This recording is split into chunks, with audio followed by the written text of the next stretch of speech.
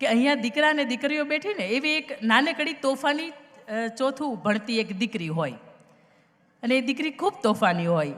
એ દીકરીને કેળવણી કોને કહેવાય એ ખબર નહીં. ગવર્મેન્ટ શાળાની અંદર ભણે એટલે એમના પિતાશ્રી એવું વિચારે કે મારી દીકરીને હું ગામડામાંથી કોઈ સારા ક્ષેત્રની અંદર કે કોઈ સારા શહેરની અંદર ભણવા માટે મોકલું. એમના નાના ભાઈ એટલે દીકરીના અંકલ હોય એ ત્યાં રહેતા હોય શહેરની અંદર, કે દીકરીને 5મા ધોરણથી શહેરની અંદર ભણવા મોકલે. 5મા ધોરણની અંદર દીકરી પહેલી વખત શહેર જોવે, પહેલી વખત હાઈ રાઇઝ બિલ્ડિંગ જોવે, પહેલી વખત મોટા મોટા સમારંભના ગેટ જોવે, પહેલી વખત એમ કહેવાય કે મોટી મોટી કોર્પોરેટ ઓફિસ જોવે. એટલે દીકરીને એમ થાય કે ઓહો, હું તો આખી અલગ જ દુનિયામાં આવી ગઈ છું. એ દીકરીને એક પણ જાતની કેળવણી નહીં. કોઈના બપોર વચ્ચે ડોરબેલની સ્વિચ વગાડે તો જુએ કે ઉપરવાળા બેન કેમ બહાર આવે છે, નીચે સ્વિચ વાગે ને ઉપરવાળા બેન કેમ બહાર આવે છે. આપણે દરવાજાની અંદરની સ્વિચ વગાડીએ તો અંદરની અંદર લાઇટ થાય, પંખો થાય, પણ નીચે સ્વિચ મારે તો ઉપરથી કેમ બેન બહાર આવે છે. એ બેનને, એ દીકરીને ખબર નહીં. પણ દીકરીના તોફાનની સાથે થોડીક કેળવાય, થોડીક કેળવણી, એની સાથે દીકરી ગવર્મેન્ટ શાળાની અંદર એડમિશન લે છે. સુરતની અંદર એ ભણવાનું પૂરું કરે છે, ધોરણ 10 પૂરું કરે છે. અને 10મા સુધી શિક્ષણ કોને કહેવાય, શિક્ષણ શા માટે જરૂરી છે, એક પણ જાતની એને કેળવણી નહીં, એક પણ જાતની એને અંદરથી એમ ન થાય કે મારે શા માટે ભણવું જોઈએ. આ તો કે ઠીક, મારા પિતાશ્રીએ મને ભણવા મૂકી છે ને મારે ભણવાનું છે એટલે ભણે છે.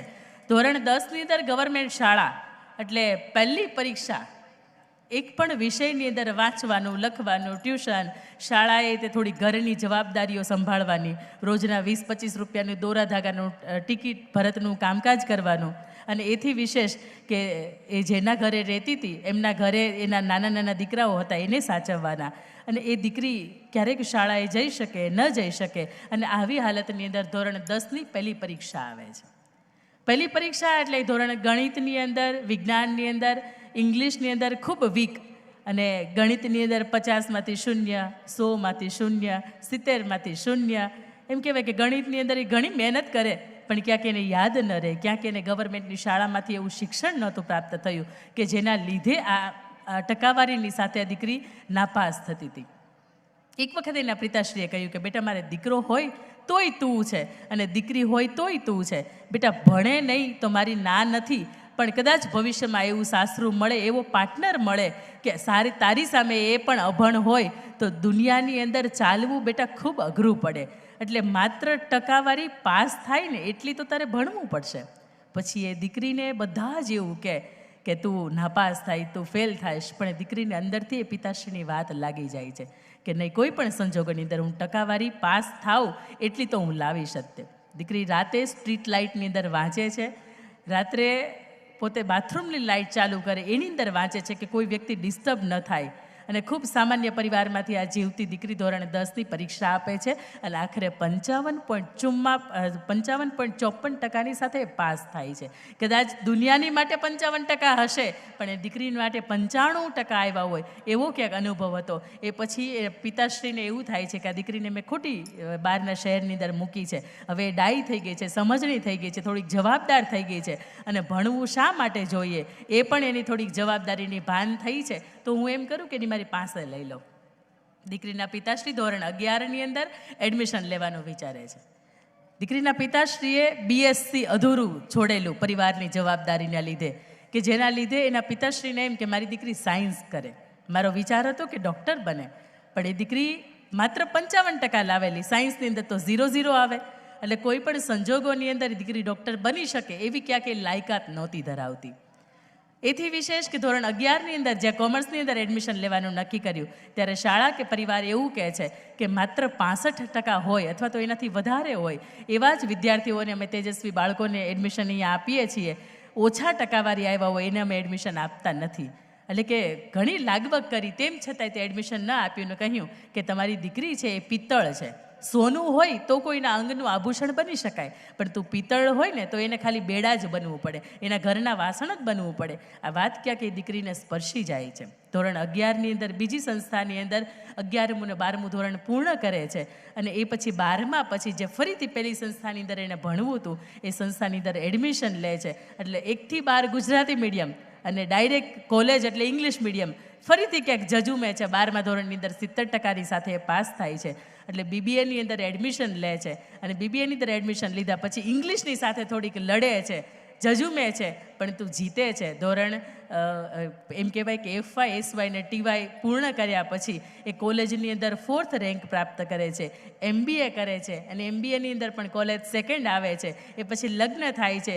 ક્યાંક લગ્ન જીવનની વ્યવસ્થાની અંદર એટલી બધી ગૂંચવાઈ જાય છે કે ભૂલી જાય છે કે પોતાની પાસે શિક્ષણ પણ છે. ફરીથી સાસરિયાનો સપોર્ટ મળે છે.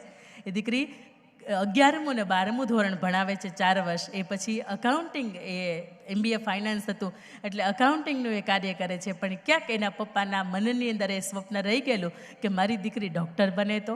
પણ કોરોના કાળ એટલો બધો આપણા માટે આશીર્વાદરૂપ રહ્યો કે એની અંદર એ દીકરીએ ફરીથી પોતે ગ્રેજ્યુએટ એને માસ્ટર ડિગ્રી કર્યા પછી કયું ક્ષેત્ર એવું કે જેની અંદર એ માસ્ટર ડિગ્રીની પછી PhD કરી શકે. કારણ કે PhDથી પણ આગળ ડૉક્ટરેટ લાગે અને બાયોલોજિકલ ડૉક્ટર તમે બનો તો પણ ડૉક્ટરેટ લાગે. મુખ્ય પિતાશ્રીને એ કામ હતું કે આગળ DR એવો શબ્દ લાગે. ત્યારે એ દીકરીએ કોરોના કાળની અંદર પોતાની ટ્વિન્સ 2 નાનકડી જોડવા દીકરીઓને સાચવતા પરિવારની ક્યાંક જવાબદારી નિભાવતા એમ કહેવાય કે નારીની પાસે ખૂબ તાકાત છે, ખૂબ શક્તિ છે અને એનો એ પર્યાય આપતા એ દીકરીએ ગત 24 એપ્રિલે PhDની ડિગ્રી છે એ પ્રાપ્ત કરે છે અને એ દીકરી આપની સમક્ષ ઊભી રહીને વાત કરે છે, ડૉક્ટર અંકિતા મુલાણી. અને ખાસ મેં મારી આ વાત એટલા માટે કીધી છે કે અહીંયા બેઠેલી દીકરીને એમ થતું હશે કે બેટા આપણે માંડ પાસ થઈએ છીએ, તો એટલું યાદ રાખજો કે બેટા મંચ ઉપરથી આટલા બધા દાતાશ્રીઓની વચ્ચેથી આટલી બધી મજાની કેળવણી ધામની વચ્ચે એક દિવસ તમે પણ બોલી શકો છો. કારણ કે તમારી અંદર એવું સ્પિરિટ હોવું જોઈએ કે કોઈ પણ સંજોગોની અંદર હું લડીશ, જજુમીશ અને જીતીશ. જ્યારે આ સ્પિરિટ તમારી અંદર હોય ત્યારે દુનિયાની કોઈ પણ તાકાત એવી નથી કે તમારા સપોર્ટની અંદર ન આવે. અને બની શકે કે મારી એ નાનકડી વાતથી કોઈના જીવન છે એ બદલવાની કોશિશ થશે. બની શકે કોઈની લાઈફને અહીંયાથી યુટર્ન લાગી શકે. અને જો જીવનની અંદર એવું લાગે કે હું પછાત છું, મારે માંડ પાસ થઈએ એટલા ટકાવારી આવે છે, નહીં આવતા હોય, કારણ કે અમારી વખતે તો કોઈને 95% આવતા જ નહોતા. અત્યારે તમારે 90, 95, 98 સિરીઝમાં રમો છો.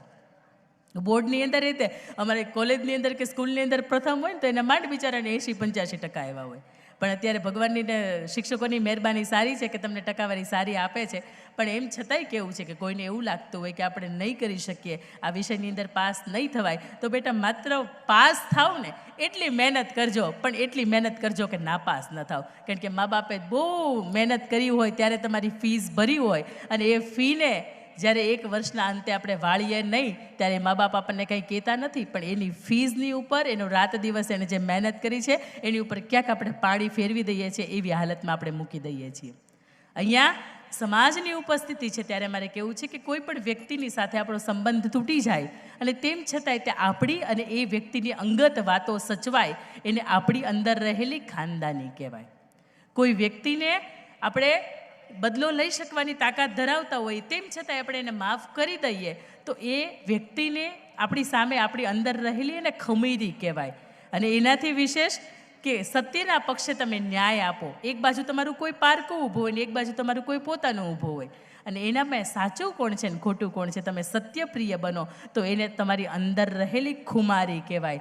અને જ્યારે તમારે ખાઈને ખાવાના થતા હોય ને તેમ છતાંય હજારો હાથવાળાએ થોડુંક આપણને આપ્યું છે અને આપણે થોડુંક આપણા સમાજ માટે આપીએ, આવી જ્યારે નીતિ આપણી અંદર હોય ત્યારે એને આપણી અંદર રહેલી દાતારી કહેવાય. આ ખમીરી, ખુમારી, દાતારી અને ખાનદાની જે લેવા પટેલ સમાજ, જે પાટીદાર સમાજની અંદર છલોછલ ભરી છે, ફરીથી એ પાટીદાર સમાજ મારી અહીંયા શ્રોતાજન તરીકે ઉપસ્થિત થયો છે. ફરીથી આપ સૌના ચરણોમાં નતમસ્તક વંદન.